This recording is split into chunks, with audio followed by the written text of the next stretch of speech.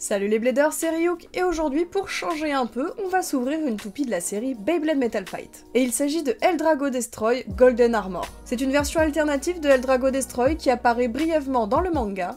Elle est sortie en 2011 au Japon en édition limitée dans le CoroCoro Comics, et elle est ressortie à Hong Kong dans un genre de random booster d'édition limitée avec d'autres modèles, ce qui la rend bien sûr un petit peu plus accessible. Donc c'est parti, passons sans plus tarder à l'ouverture. Voici son boulon. L'hexagone au-dessus est en métal, et c'est l'un des rares boulons à avoir le symbole directement gravé dans la matière. Il me semble que c'est le seul avec celui de Soul Blaze. En ce qui concerne l'anneau d'énergie et la roue de fusion, on a les mêmes que ceux de la Eldrago Destroy classique.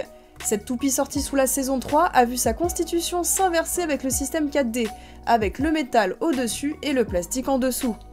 Eldrago est iconique pour être l'une des rares toupies de la série Beyblade Metal à tourner vers la gauche et à être spécialisée dans l'égalisation de vitesse de rotation. Donc tout comme les précédentes Eldrago, on peut positionner les têtes de deux façons différentes pour faire ressortir plus ou moins le caoutchouc, pour faire plus de force de frappe ou plus d'absorption. Il existe une autre version alternative de Eldrago Destroy, c'est Eldrago Guardian, avec une roue de fusion un peu différente et un combo orienté sur la défense que l'on pouvait obtenir dans l'Ultimate DX7.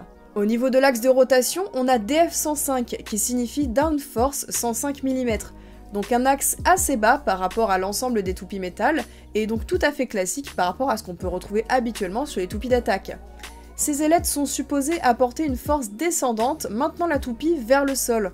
En réalité, il faudrait des machines ultra précises et des conditions laboratoires quasi impossibles à mettre en place pour en mesurer l'effet. Donc en bref, c'est impossible à voir à l'œil nu. Par contre, la pointe est quant à elle très flagrante en termes de performance.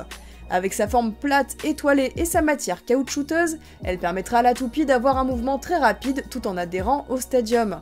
LRF, pour Left Rubber Flat, est en réalité l'équivalent de R2F, Right Rubber Flat, que l'on retrouvait sur Galaxy Pegasus, juste avec l'étoile orientée dans l'autre sens.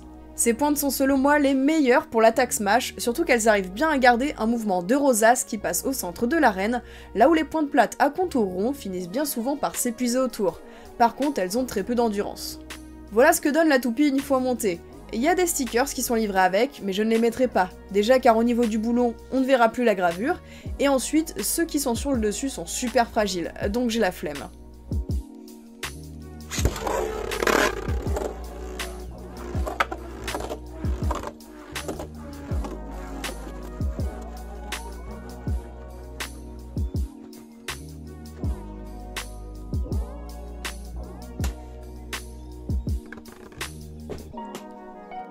Que ce soit en rotation ou à regarder, cette Eldrago est vraiment l'une de mes favorites, juste derrière les variantes de Météo Eldrago, donc les versions Rush et Absorb. Je suis vraiment ravie de pouvoir l'ajouter à ma collection, ça faisait vraiment longtemps que je la voulais, j'ai vraiment toujours repoussé l'achat, mais ça fait vraiment bien une dizaine d'années que je bave dessus. Donc il était temps, vraiment temps que je l'achète. Voilà, c'était Ryuk, n'hésitez pas à me dire ce que vous pensez de cette toupie en commentaire, et moi je vous dis à plus pour de prochaines vidéos.